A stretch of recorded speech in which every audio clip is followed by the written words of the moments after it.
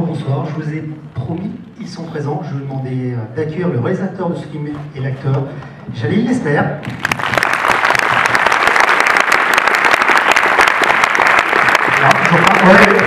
Jalil, merci.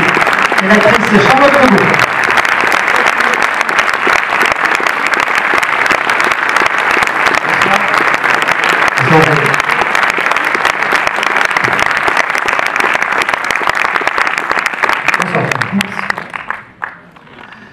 Je vous rappelle, il y a des micros qui passent en salle. Est-ce qu'il y a déjà quelqu'un qui, pour une première intervention, une première impression, une première question? Eh ben voilà. Bonsoir, c'est une question pour M. Lesmer. Merci beaucoup pour ce film, que j'ai beaucoup apprécié. Je voulais savoir si le fait d'être à la fois acteur et réalisateur, pour vous, sur un tournage, vous êtes schizophrène, vous passez d'une casquette à l'autre. Est-ce que vous arrivez à maîtriser cet exercice et à intérioriser complètement? C'est un exercice qui était vraiment nouveau pour moi parce que j'avais en effet jamais fait sur le film. C'est pas mon idée au départ, je cherchais vraiment d'autres acteurs pour jouer ce rôle. Mais c'est Romain Duris qui m'a convaincu de jouer en face en fait, de lui parce que il imaginait en fait un acteur plus âgé au départ et quand on s'est rencontrés, je lui expliquais qu'au contraire je cherchais, c'est un scénario où c'est un jeu de miroir perpétuel entre les couples, entre les histoires qui s'inversent, etc. Et qu'à l'instar de tous ces jeux de miroir, je voulais que ces deux personnages aient un effet miroir comme ça, même s'ils viennent de mondes complètement opposés, que même physiquement ils soient sensiblement du même âge, qu'ils aient quelque chose en commun. Par contre, du principe, on a à peu près le même âge, il a fait-le. Et puis ça m'a donné envie, parce que le rôle, je trouve vachement intéressant. C'est sûr que c'était un vrai challenge. J'ai bossé comme un dingue. Donc, du coup, je crois que j'étais pas schizophrène, j'étais finalement je devais être hyper conscient justement de ce que je faisais et de ce que ça pouvait produire. Au milieu de la salle en haut. J'ai le nounou de mes enfants qui est juste devant moi. ça va, c'est plus. Moi, la question, c'est pour Charlotte. Oui, alors je voulais savoir par rapport au personnage féminin qui en fait est assez central, mais on ne sait pas grand-chose sur son état d'esprit. Vous pensez que c'est quel genre de femme en fait? Quel genre, je sais pas, il y a une lumière qui, j'ai l'impression que je vais être épileptique. Quel genre de quelqu'un d'autre on va l'avoir dans la gueule? Je sais pas si c'est possible. Non, ce ne sera pas possible. On peut peut-être faire une petite crise d'ici la fin de la séance. Quel genre de femme c'est? Bah écoutez, moi je me suis fait ma petite histoire dans ma tête et j'ai aussi beaucoup bossé avec Jalil, on a énormément discuté du personnage et j'ai aussi beaucoup travaillé avec une femme qui s'appelle Béthonie Vernon. J'ai googlé ce qu'elle fait dans la vie parce que j'arrivais pas à le définir. Elle est anthropologue sexuelle. Et ouais, c'est assez classe. Et elle fait plein de choses. Elle est écrivaine aussi, elle fait des bijoux, elle est designer d'objets et d'instruments à vocation sexuelle. Et c'est une femme qui explore le sexe avec absolument aucune forme de tabou. Et c'est important pour moi de démystifier aussi un peu ce monde dans lequel mon personnage évolue au début du film, puisque je pense que le monde du SM, à la base, c'est quand même un milieu qui peut être bourré de clichés et de jugements aussi. On le trouve un peu étrange, parfois un peu glauque, et à tort, parce que qui rigole? Mais je pense à tort, puisque en discutant avec elle, j'ai réalisé que c'était une vraie philosophie et que c'était un mode de vie et que c'était une question de besoin et qu'il y avait énormément d'amour, d'empathie, de confiance et que tout est fait dans un souci et une rigueur esthétique tellement précise que tout passe en fait, c'est jamais vulgaire. Et en tout cas, moi, j'ai assisté à une vraie séance de dominé-dominant. C'était assez intéressant. Et en fait, jamais j'ai été choquée par ce que j'ai vu, en fait. Alors que ça ne fait pas partie de mon quotidien de voir ce genre de choses. Donc je savais aussi que je pouvais faire confiance à Jalil pour ce qui est parce que je suis aussi un peu pudique, même si je suis slip girl dans le film, que ça se voit pas du tout dans le film. Et je savais qu'avec le regard de Jalil sur moi, que peu importe les scènes, ça n'allait jamais tomber dans la vulgarité. Donc j'ai un peu divagué en fait, ça n'a rien à voir avec votre question, non? D'accord. Bonsoir, merci encore pour ce film. Ma question, est-ce que il y a quelques années, il y a eu un événement où un banquier suisse avec sa maîtresse qui faisait une rencontre un peu hot. Est-ce que vous êtes inspiré de cette fait divers? Stern. Non, pas du tout, parce que en fait, déjà pour vous expliquer, c'est un scénario dont j'ai acquis les droits au départ en 2011 avec mon producteur, qui est un scénario américain, qui était, d'ailleurs c'est un film Universal France, mais au départ c'était Universal États-Unis, et pour des raisons là-bas de production, le film au dernier moment ne s'est pas fait. Et plutôt que de laisser mourir ce script, on a réussi à le lire, et on s'est dit qu'on pouvait faire un super film en France en adaptant, parce qu'à la fois ça a utilisé vraiment les codes du thriller de manière très classique et avec une mécanique vraiment assez originale, et en même temps on a été j'ai été touché par le second, le côté justement le travail esthétique qu'il y avait autour du scénario en termes de structure, de renversement, etc.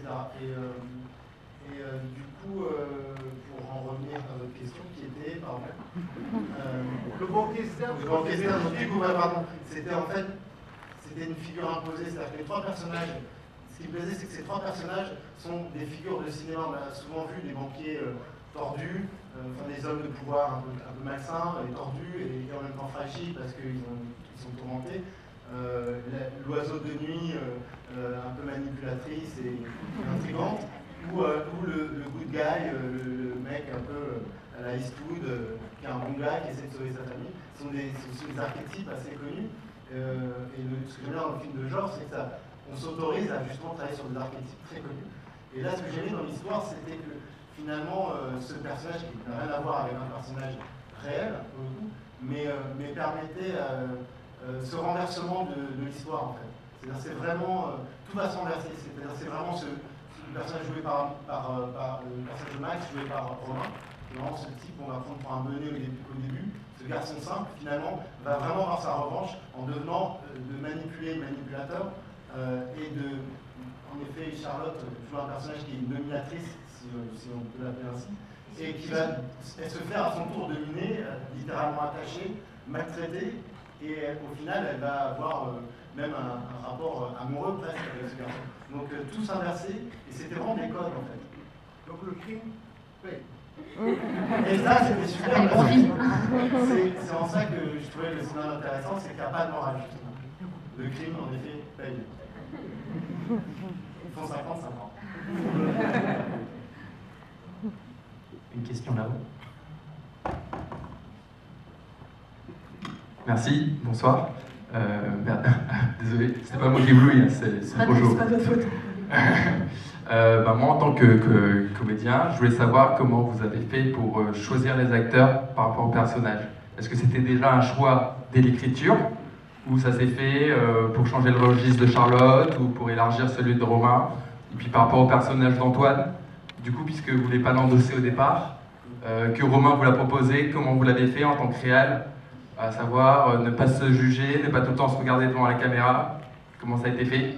Et la dernière question que vous venez de dire, plus ou moins, c'est plus j'ai beaucoup aimé, hein, mais c'est vrai que j'ai pas compris totalement la scène de sexe entre Max et Claudia, du coup. C'était un relâchement total, du coup, pour marquer la fin de même l'attachement avec Antoine, que Claudia a cédé à Max, ou... Enfin voilà, tout simplement. Alors, pour la scène de sexe à la fin, je pense qu'il y a en effet un truc de... À un moment donné, il y a des corps qui parlent, ils ont traversé un tel truc. Ça veut dire que Max, je pense qu'il est troublé aussi dès le départ. Et encore une fois, dans ce retournement de situation, il y a un moment donné où, quelque part, d'ailleurs, moi, c'est un de mes plans préférés du film, c'est vraiment le contre-champ sur Romain Duris à la fin de cet acte. Et il la regarde, il a un regard à la fois de quelqu'un qui a pris du plaisir, qui sort d'un orgasme. Nous sommes tous amoureux de Charlotte. Et on a même une vraie haine. On sent une haine profonde, enfin il y a une espèce de truc très animal, très violent, quoi. Et je pense que, voilà, Ensuite, pour ce qui était du casting, j'avais envie en effet d'acteurs qui puissent donner de l'empathie tout de suite, et puis des acteurs que j'avais envie de filmer. Charlotte, on avait déjà travaillé ensemble, donc j'avais envie à nouveau de la filmer dans ce rôle-là parce que je savais de quoi elle était capable. Elle m'avait vraiment littéralement bluffé sur les Saint-Laurent, même si c'était un rôle secondaire. Je l'ai vu vraiment grandir comme comédienne pendant ce tournage. Et j'ai eu la chance de participer à cette aventure avec elle, de la voir vraiment évoluer et de l'aider un peu à évoluer. Tout à fait, si, je valide, tout à fait. Et pour ce qui est de Romain, ça fait des années que je voulais travailler avec lui. J'étais surpris qu'il accepte ce rôle. Moi, j'ai trouvé que c'était bien parce que c'était un contre-emploi. Je n'avais pas vu encore dans des rôles comme ça, de mecs un peu rustres, terriens, manuels. Je voyais beaucoup plus dans des rôles de dandy, un peu charmeur, un peu. Là, il y a quelqu'un qui parle peu, qui vraiment taiseux. Lui, je pense que le côté héros comme ça lui plaisait vachement. Le fait de faire un film de genre. Voilà, et puis pour ce qui est de mon petit casting perso, j'en ai déjà parlé. Voilà, ça s'est fait simplement, c'est des gens que j'aime, que je connais dans la vie. Je suis content de m'accompagner sur cette aventure.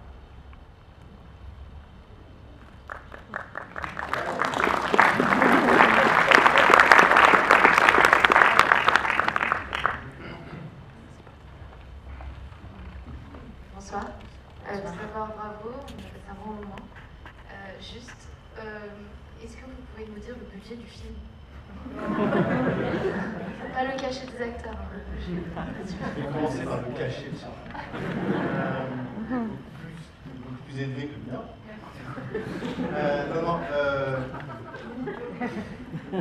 Le budget c'est 6,3 millions de mémoire.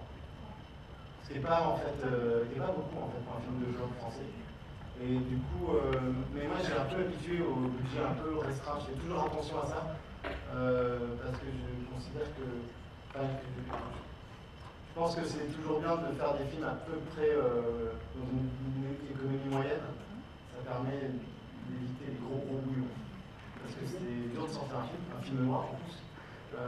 Donc en fait, j'ai optimisé disons, ce budget en réduisant le temps de tournage. Donc j'ai un film qui est tourné en 7 semaines, ce qui est le rythme d'une bonne série, enfin d'un bon téléfilm, je dirais.